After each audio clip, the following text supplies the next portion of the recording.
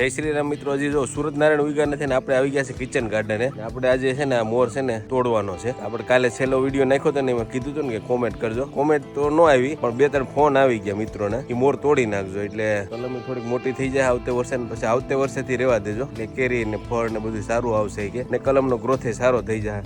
સૂરજનારાયણ ઉગ્યા નથી પણ સવારમાં આપણે વહેલી સવારમાં જો આવી ગયા છે કિચન ગાર્ડન. આજે આ મોર છે ને તોડી નાખવાનો છે ને બીજું થોડુંક કામ છે. કાલે આપણે થોડુંક શાકભાજી ને વાવવાનું હતું, વાવી દીધું છે. આજે આ મોર તોડવાનો છે ને થોડુંક જે નેદવાનું છે.